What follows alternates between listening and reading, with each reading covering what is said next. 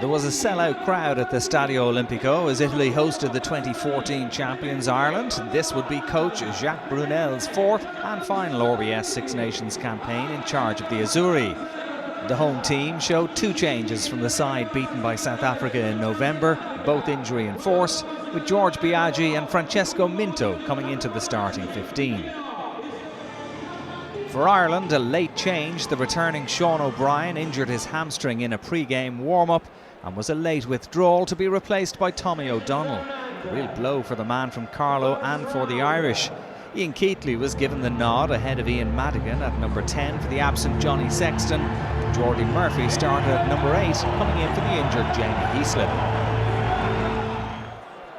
Keatley, making his RBS Six Nations debut, was given an early opportunity to settle his nerves when the Italians drifted offside. Referee Pascal Gauzer spotted the infringement, and the Munster out half found the target to give the men in green an early 3-0 advantage.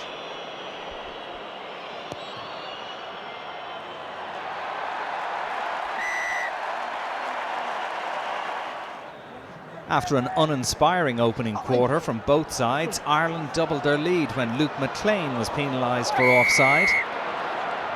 It gave Keatley another chance to kick at the posts. His effort was on the mark once again, and Ireland were 6-0 ahead on 21 minutes. The Irish number 10 would add a further penalty in the 36th minute for 9-0. But before the break, the home side ate into the lead with a rare foray into enemy territory. From the line-out, Ireland were penalised for taking out the lifter. And Heymona put the first Italian points on the board with his first attempt at goal. That would be the last kick of the half. The sides went in at the break, Italy 3, Ireland 9.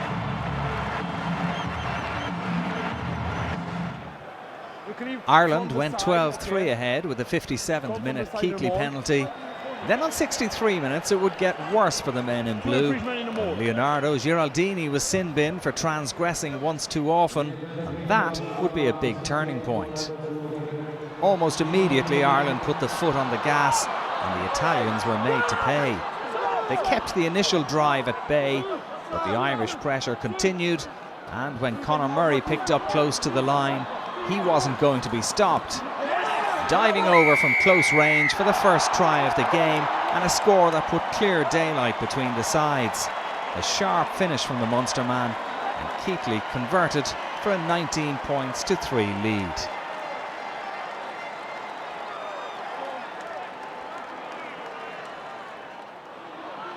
That setback seemed to knock the fight out of Italy, who conceded a second try almost immediately. Tommy O'Donnell spotted the gap and blasted through the Italian defence, holding off the attempted tackle by Andrea Massi and running for the line.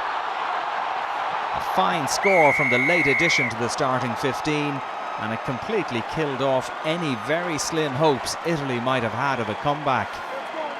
Madigan, on as a sub for Keatley, converted to leave Ireland 26 points to 3 ahead.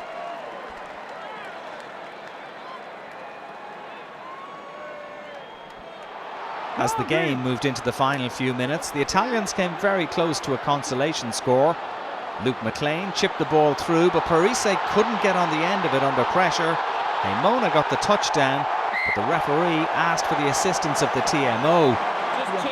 It was a close call, but one that went against the Italians. The TMO deciding that Parise got a fingertip to the ball, and a knock-on was the decision.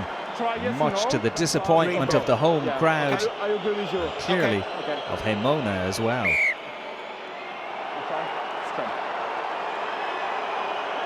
It was the last chance either side would have.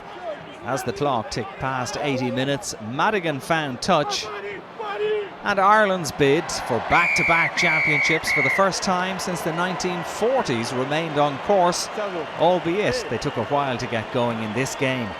The Irish host France next. The Italians have a difficult trip to Twickenham ahead. Final score at the Stadio Olimpico, Italy 3, Ireland 26.